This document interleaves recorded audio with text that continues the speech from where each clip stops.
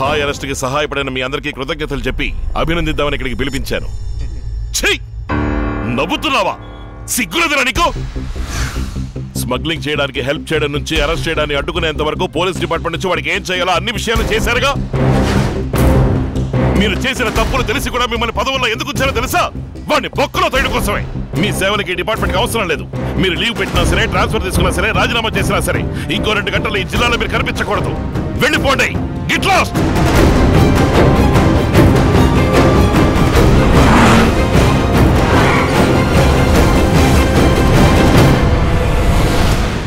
ఏంటి mister Narasimham, sudden గా వచ్చా? భాయ్ని అరెస్ట్ చేశాను. అందుకనే సార్ ఎప్పుడొచ్చి సరెండర్ అవుతారా అని అడిగి వెళదామని వచ్చాను. Mind your words. నీ అబ్బా ఓవర్ యాక్షన్ చేయకు. నువ్వు గన్నెత్తుతావు, భాయ్ గన్నెత్తుతాడు, సహాయం శవాన్ని రాయికట్టి సముద్రంలో దించుతాడు, అలాగే డాని పంపించిన సరుకు దించుతాడు. పైగా ఊళ్ళో మీరిద్దరు శత్రువులుగా నటిస్తారు. ఒకవేళ నువ్వు నన్ను అరెస్ట్ చేసినప్పటికీ నేరం తన మీద వేసుకుని లొంగిపోతాడా?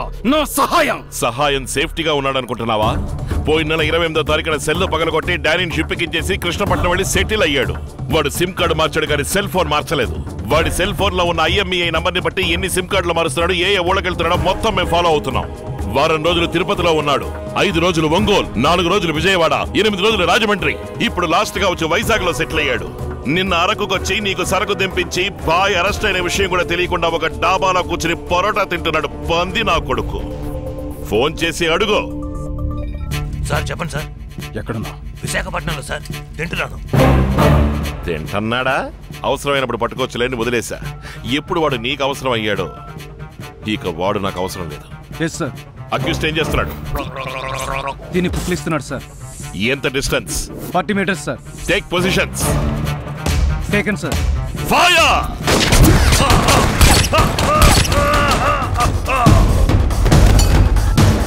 చచ్చాడు యాదవ్. మఫ్టీలో వచ్చిన పోలీసులు అన్నని కాల్చి చంపేశారు సార్. అన్ని మైళ్ళ దూరంలో ఉన్నవాడు లేపడానికి 10 సెకండ్లు చాలు. పక్కనే ఉన్న ఇంట్లో లేపడానికి ఎంతసేపు? ఏసి పారుతా పుత్తా. ఆ దేవుడు నీకు అందమైన కుటుంబాన్ని ఇచ్చాడు, అద్భుతమైన వ్యాపారాన్ని ఇచ్చాడు. అయినా డబ్బు కోసం కక్కుర్తి పడే నీ పాడు బుద్ధి తలుచుకుంటేనే మనసుకి బాధగా ఉంది. ఇదిగో ఇలా చూడు, రేపు సహాయం బాడీ వస్తుంది. నోరు మూసుకుని శవాన్ని తీసుకున్నామా, పెట్లో పెట్టామా, మాల వేసామా, పాతి సిలువ నాటేమా అని పోతూ ఉండాలి. అలా కాదని నీ వాళ్ళని పంపి టౌన్ లో అల్లర్లు రేపి పబ్లిక్ ని డిస్టర్బ్ చేయాలనుకున్నావో వాడి శవం ఒంటరిగా వెళ్ళదు. దాంతో పాటు చాలా శవాలు తోడు వెళ్లాల్సి ఉంటుంది.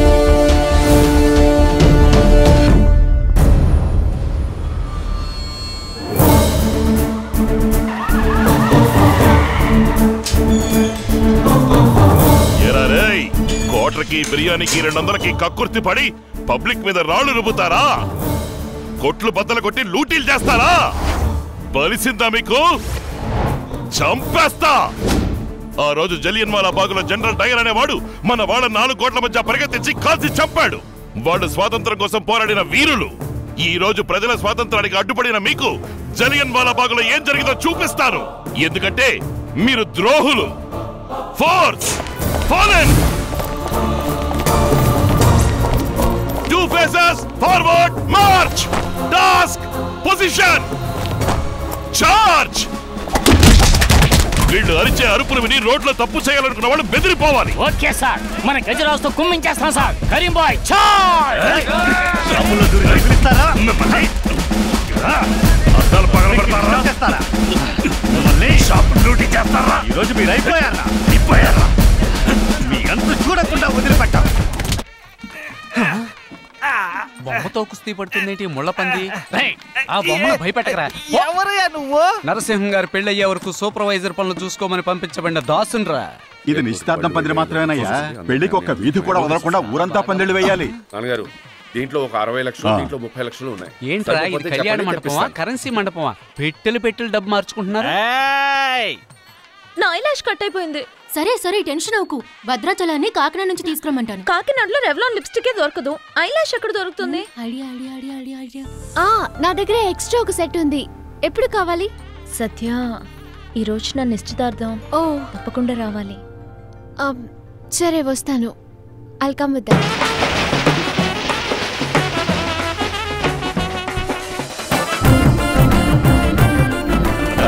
నమస్కారం. రండి. పెద్ద నోటుగా చూసి వేయండి.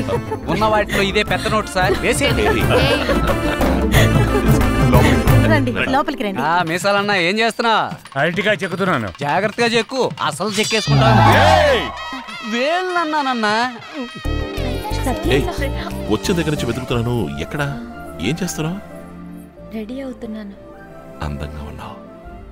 అరే నువ్వు సిగ్గుపడ్డ ఇప్పుడే చూస్తున్నాను. నేను చూసాను. ఏం చూసావయ్యా? మీరు సిగ్గుపడ్డ నేను ఇప్పుడే చూసాను. నీ సరే బయట ఎక్కడ చెప్పకు. ఏంటయ్యది? అయ్యో తెలియకుండా నొక్కేస్తాను సార్. నేను చూసుకున్నాను సార్. డోర్ ఓపెన్ చేయండి. రండి మేడం లోపలికి. ఏంటి ఇక్కడికి దిగిపోయింది? రేయ్, ఈ ఇంట్లో ఉన్న వాళ్ళందరికీ నువ్వు ఒక్కడవే రియాక్షన్ ఇస్తావా? ఈసారి కాయ కత్తి కాదు, నీ నోట్లో తోస్తా. అలాగే రండమ్మా రండి. కావ్య మీకోసం వెయిట్ చేస్తోంది. రండమ్మా. రా సత్య. రా సత్య. బాగుందా? సూపర్ గా. బాగున్నావా? బాగున్నాను సార్. బాగున్నావమ్మా? సార్, బెజవాడ అల్ఫోన్స్ గురించి మీరు వినే ఉంటారు.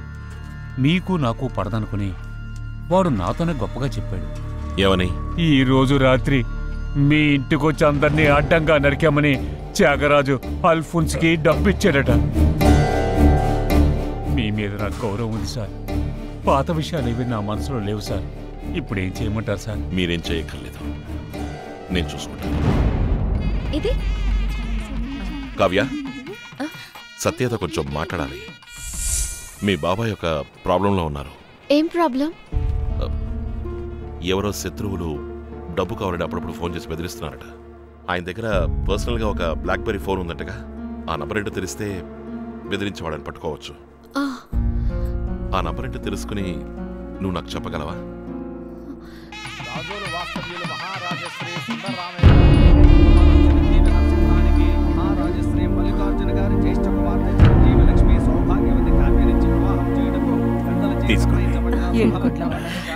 వెంకటరమణ, పోలీస్ ఫోర్స్ని దింపేద్దాం సార్. లేదా అమ్మా నాన్న అందరినీ కాకినాడ ఇంటికి భయపడి పారిపోమంటావా? సార్ సార్ సార్ ఇదిగో, ఇది తీసుకెళ్లి గవర్నమెంట్ ఆర్మీ సెక్షన్లో రిపేర్కి పో. రేపు మధ్యాహ్నం పైన తెస్తే చాలు. అంతవరకు ఆన్ రికార్డ్ నా దగ్గర తుపాకీ ఉండదు. Police men with family without a weapon.